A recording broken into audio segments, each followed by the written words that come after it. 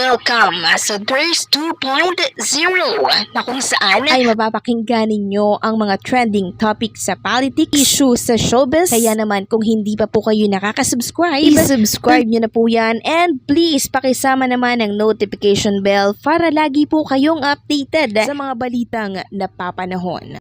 So ayun, welcome back again to our YouTube channel. At for today's video nga po ay pag-uusapan natin ang tungkol dito sa ating mga legit Dabber Gods. So kanina po, nag-anunsyo na si Boss Joey De Leon tungkol sa 45th anniversary ng Itbulaga na siyang gaganapin po bukas. So yung anunsyong yun ni Boss Joey De Leon ay napakasimple lamang.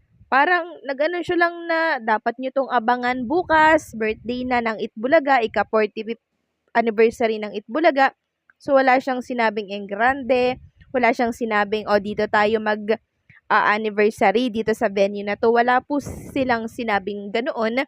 Kaya naman nadismaya po ang ilang viewers at mga Dabber Gods kasi umaasa nga po sila na sa Meralco Theater gaganapin ang 45th anniversary. Pero ito lang yung masasabi ko, okay? Antayin na lang natin yung bukas kung saan yung venue nila, kung sa TV5 pa rin ba or sa ibang venue. Okay? Kasi mahirap hanggat wala pa tayong nakikita kasi paparating pa lang naman. Kasi alam naman natin, 'di ba, na ang Itbulaga po at ang TVJ ay ginagawa lagi na mambulaga sa mga viewers nila at syempre sa mga supporters. Ngayon, kung hindi po dyan sa Meralco Theater gaganapin yung anniversary nila, wala yung problema. Kahit nga sa Kaliid, pwede nila yung i-celebrate. Basta mairaos lang nila yung kanilang anibersaryo. So, ang mga engrande kasi na pinaghahandaan talaga ay yung 25th, yung 50 years, no? Yun po yung inaantay ng Itbulaga, yung makamit nila yung 50 years. Yun ang engrande. Pero pag mga 44, 45, 46, parang mga ordinaryong araw lang po yan. Pero syempre, extra special naman ito. Samantalang sa mga naghahanap naman kay Maine Mendoza ngayong araw at nitong mga nakaraan, meron tayong scoop, meron tayong nakita sa mundo ng social media mula ito sa kanyang mga supporters, sa ilang mga Mainers. So ito pa lang si Maine Mendoza, tamang hula natin, nasa bakasyon po siya, nasa ibang bansa po siya, nandirito siya sa Greece. Napakalayo ng isang Maine Mendoza, kasama niya po itong si Arjo Atayde. So ayan, ipapakita ko na lang sa mga screen po ninyo yung picture kuha po ng mga fans. Si Maine Mendoza, si Arjo, and kasama po yung mga fans. So credit po sa tunay na may-ari na mga picture na piniplex ko sa mga screen po natin ngayon. Ang hangad ko lang po ay maibahagi ito sa mga fans ni Maine Mendoza and syempre sa mga naghahanap po sa kanya. So kung nasa Greece pa po si Maine Mendoza and si Arjo Atayde, possible ba na hindi muna natin makita si Maine Mendoza sa anibersaryo ng Itbulaga bukas? So yan po ang dapat nating abangan kasi mamaya magulantang na lang tayo na andyan pala si Maine Mendoza. Ito kasing si Maine Mendoza, mahilig po siyang manggulat, hindi natin alam na andito pala siyang bansa. Tapos kinamamayaan, andito na po sa Pilipinas, 'di ba? So parang ginagawa niya lang na kubaw yung ibang bansa, balikan, ganon. Katindi ang isang Maine Mendoza. So siguro naman ay makakapante na po itong mga Dabber Gods natin na naghahanap kay Maine Mendoza. So ayan meron na tayong update kay Maine Mendoza.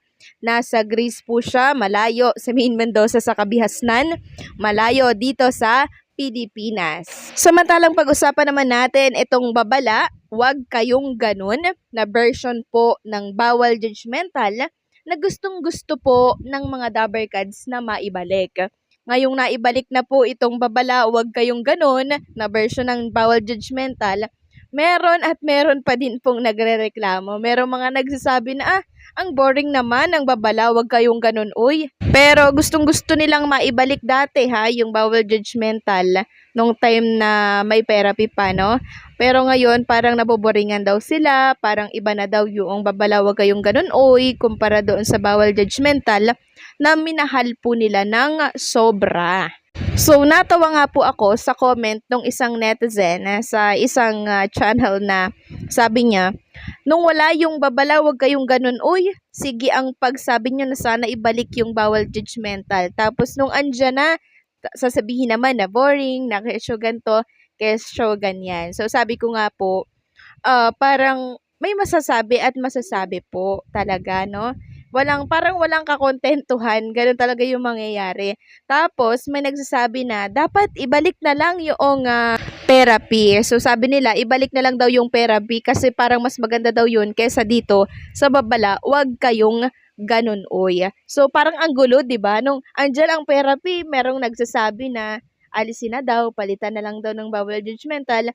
Tapos nang ipalit naman yung bawal judgmental, may nagsasabi na alisin na daw kasi boring, ibalik daw yung therapy. Saan ba tayo lalagay niyan, 'di ba? Ang gulo. Kahit ako naguguluhan din, ano ba talaga ang gusto ng ating mga viewers? So, since pinalitan na po ang therapy ng bawal judgmental, marami ang nagsasabi na tinanggal na po ba itong therapy? Paano po yung mga singing queens natin? Saan na po sila ilalagay? Possible po ba na alisin na din ang mga singing queens since wala na ang therapy?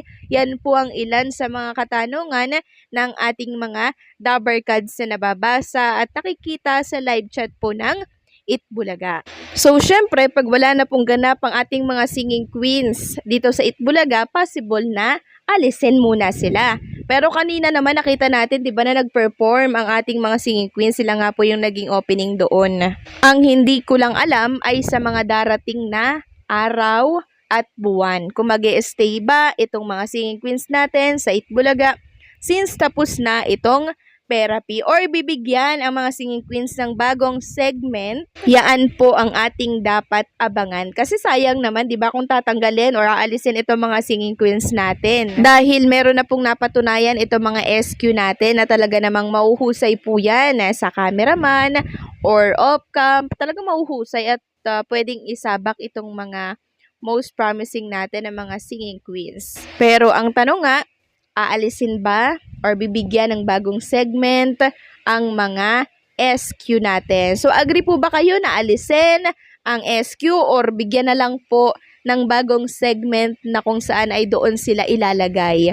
So, mag-comment nga kayo dyan nang sa ganun malaman natin kung ano ba yung gusto ng mga Dabarkads natin. Kasi yun po ang sinusunod ng TBJ Production. Pag sinabi nyong ibalik ang bawal judgmental, binabalik po nila. Pag sinabi ninyong alisin ang therapy, inaalis po nila. So ngayon, ano po ang gusto ninyong mangyari sa ating mga singing queens? Tanggalin na lang ba? Or bigyan ng bagong segment? So, paki-comment naman po ng mga sagot nyo dyan at babasahin natin yan, ano?